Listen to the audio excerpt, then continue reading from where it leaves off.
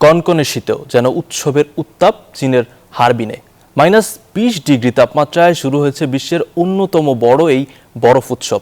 4 lakh cubic metre বরফ দিয়ে তৈরি হয়েছে বিশাল সব প্রাসাদ। বর্ণিল আলো আর আতশবাজির ঝলকানি দেখতে দূর দূরান্ত থেকে ছুটে আসছেন লাখো পর্যটক। তুষার রাজ্যের সেই জাঁকজমকপূর্ণ নিয়েই এবার আয়োজন।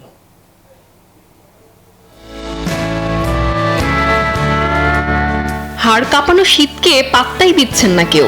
সোমবার রাতে আতশবাজির রোশনাইতে পর্দা উঠল হারবিন আইস ফেস্টিভ্যালের।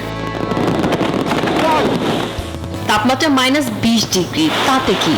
ঠান্ডায় জমে যাওয়ার বদলে পর্যটকরা উল্টো মেতেছেন বিশাল সব আইস ক্যাসেল আর বরফের স্লাইডের মজায়। এবারের আয়োজন কিন্তু আগের সব রেকর্ড ভেঙে দিয়েছে। 4 লাখ কিউবিক মিটার বরফ আর তুষার দিয়ে বানানো হয়েছে বিশাল সব ভাস্কর্য। বরফের প্রাসাদে আলোর খেলা দেখে মনে হবে এ যেন সত্যি এক রূপকথার জগৎ। আমি হংকং থেকে এসেছি। বরফ দিয়ে এমন জাদুকরী জগৎ বানানো যায় না দেখলে বিশ্বাস হতো না। এখানকার স্লাইডার ফেরিস হুইলটা এক কথায় দারুণ।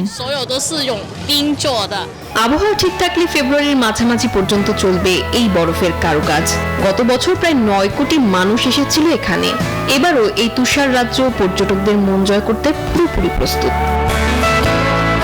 Desk report, news 24।